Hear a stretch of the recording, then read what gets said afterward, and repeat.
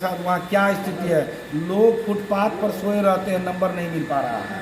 तो ऐसी चुनौतियों के कारण इस बार जनता ने मन बना खान पे हो गया।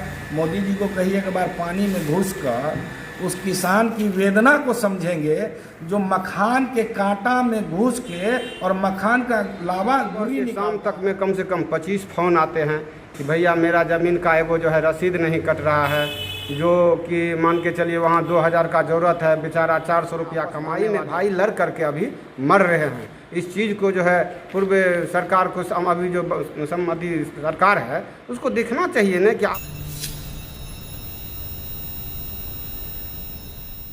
बीजेपी वाला प्रोपगेंडा का पार्टी है। प्रोपगेंडा इसीलिए कि बीजेपी बोल रहा है या हम लोग महागठबंधन बोल रहे हैं। बीजेपी वाला किसी भी विधायक मंत्री से पूछिए कि उसका अंचल का जो सीओ है वह घूस लेता है कि नहीं लेता है। पूछिए जो 10,94-95 जो थाना है बिहार में, क्या गरीब वंचित शोषित व्यक्ति को बिना पैसा का FIR हो पाता है? अगर हो पाता होगा तो मानता हूं मैं कि बीजेपी आ जाएगा। लेकिन आप चलिए मेरे साथ, 534 अंचल है बिहार में और सारा अभी तो 3 दिन पहले गोपालगंज का सीओ पकड़ाया है 1.5 लाख रुपया घूस लेते हुए। वर्तमान परिप्रेक्ष्य में अभी जो डबल इंजन की सरकार है उसके किसी MLA को पावर नहीं है कि किसी गरीब आदमी का जमीन का म्यूटेशन वह फ्री में करवा सके। उसके लिए भी 3000 रुपया घूस देना पड़ता है। नहीं तो अभी जो NDA का कार्यक्रम हुआ था सहरसा में आपको, ठीक है, तो वहाँ पर में भी बोले थे जो ये क्या कहते हैं कांग्रेस सब सीट छोड़ के भाग जाएंगे, ये कुछ कहीं नहीं है, ये जीरो पे सन्नाटा है, ये माँ बहन को गाली देते हैं, अनाप शनाप राहुल गांधी जी के बारे में बोल रहे थे, मंच से बोल रहे थे। देखिए अभी चुनावी मोड में है बिहार और एक चीज़ हर आदमी को समझना पड़ेगा कि हम लोगों के वोट की चोरी हुई थी। और जब आप पिछला आंकड़ा निकालिएगा चुनाव जीत हार का जो बिहार में अंतर है तो मात्र 1.5% का अंतर हमारा और उनका रहा है जीत हार का पूरे बिहार के चुनाव में। और उस 1.5% के अंतर को हम कैसे ख़त्म किए हैं वह राहुल गांधी के यात्रा में उभरा हुआ जनसैलाब से आपको आकलन पता चल जाएगा। और बिहार का जो शोषित वंचित पीड़ित लोग हैं, अभी देखिए ना, अभी हम आज देख रहे थे मीडिया के माध्यम से पता चला कि कुछ नेता हैं वो कहते हैं कि मगध हमारा सबसे आगे है। वो बिहार का नेता है, वो देश का केंद्रीय मंत्री है, वो कहते हैं मगध मेरा आगे है। मतलब बिहार को भी वो कई हिस्सों में बांट के अपने क्षेत्र को बड़ा कहते हैं। मैं आपको बताऊं कि आप जहां बाइक ले रहे हैं, बिहार का यह कोसी सीमांचल सबसे पिछड़ा जिला रहा है। सीमांचल बिहार में सबसे कम साक्षरता दर वाला जिला रहा है। और हमारा जो ये कोसी का अंचल है इसमें सबसे ज़्यादा, अभी बगल में 5 किलोमीटर बगल में चले जाइए उस गांव में 80% लोगों को कैंसर है। केंद्र सरकार ने आज तक उस गांव के लिए कोई विशेष व्यवस्था की? लोग एम्स की मांग कर रहे थे क्योंकि यहाँ हमारे पास पैसा नहीं है गरीबों के पास। यहाँ से दिल्ली जाएंगे लोग, मुंबई जाएंगे कि कैंसर का इलाज हो पाए, सांसद महोदय के पास जाएंगे, उसकी जो व्यवस्था है कि कैंसर मरीज की उसकी व्यवस्था लिमिट है। हमारे लोगों को 20,000 ये सतरकटिया बोले ना, सतरकटिया में ना, हाँ 80% लोगों को कैंसर है वहाँ पे। और छोड़ दीजिए, आप जहाँ बैठे हुए हैं, चलिए मेरा जो मूल निवास है उसके अगल बगल चलिए, कोई ऐसा घर नहीं है जिसमें कैंसर नहीं है। सही बात। मेरे घर के अगल बगल कोई ऐसा घर नहीं। पानी में आर्सेनिक की मात्रा है, सरकार सोई हुई है। आप जाकर देखिए पटना में कैंसर अस्पताल जो महावीर प्रसाद, वहाँ क्या स्थिति है, लोग फुटपाथ पर सोए रहते हैं, नंबर नहीं मिल पा रहा है। तो ऐसी चुनौतियों के कारण इस बार जनता ने मन बना लिया है कि NDA जो ठगने की पार्टी है, जो 18% GST मखान पे हो गया।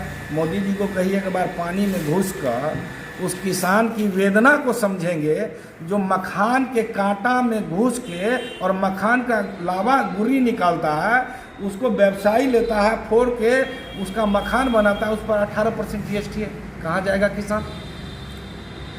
अगर GST का बोझ नहीं होता तो जो पानी में घुसता किसान है 500 रुपया के लिए, वह 800 रुपया के लिए घुसता तो उसका बाल बच्चा ढंग से रह सकता था और जी सकता था। तो यह बिहार के लोगों के साथ शोषण है।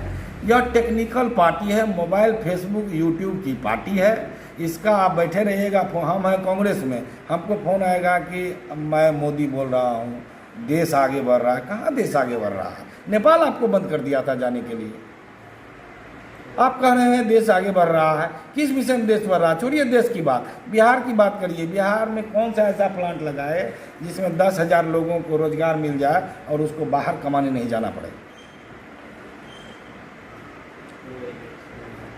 चलिए, आपकी बातों में से सहमति है।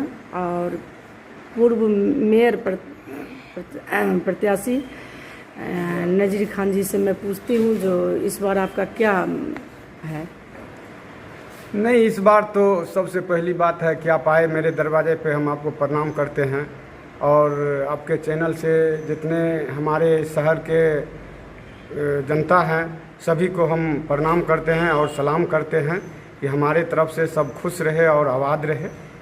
कहने का मतलब ये है कि चुनाव तो अब 2 महीना बाद आने वाले हैं, लेकिन इस बार हमारी जो गठबंधन की सरकार है वो तन मन और धन से अपना काम कर रहे हैं।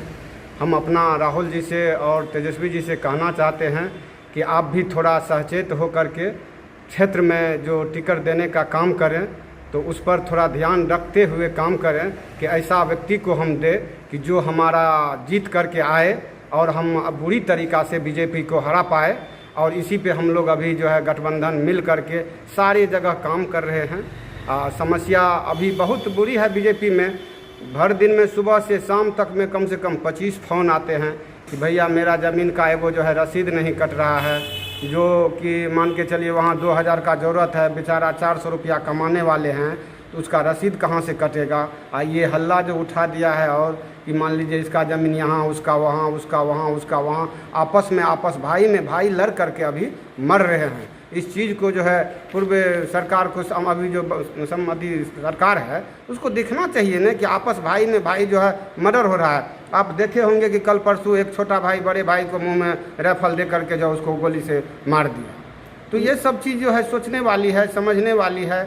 आप जाइए वो मान लीजिए आवासीय बनाने के लिए, वहाँ देखिए कहेगा 200 रुपया पहले दीजिए।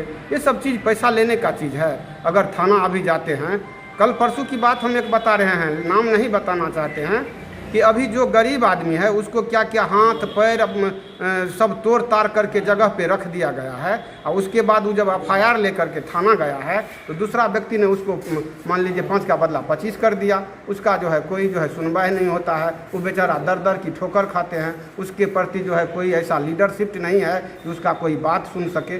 सबसे बड़ा अगर कोई बात सुनने वाला हो तो छोटा गरीब दलित मजदूर का जो है, अति पिछड़ा का जो भी नेता हो, वो सरजमीन पर रह करके काम करे कि मेरे मजदूर के साथ क्या हो रहा है, क्या इसके साथ अन्याय है कि न्याय है। सही निर्णय लेना चाहिए। और वैसा व्यक्ति नहीं है गरीब आदमी के पास कि उनके पास भी वो जा करके अपना कोई बात बता सके। ऐसा शहर में आज तक नहीं हुआ है और नहीं अभी तक हो रहा है। तो यही चीज़ हम कहना चाहेंगे तेजस्वी जी से भी और राहुल गांधी जी से भी कि आप कोई अच्छा व्यक्ति को दीजिए कि जो मान लीजिए हार जीत इलेक्शन में तो ऐसे होता ही रहेगा, लेकिन समय आने पर उस गरीब का मदद करने वाला कोई हो। कहे तो हम लोग जन्मों जन्म का दाता आपका है। आज 1990 से जब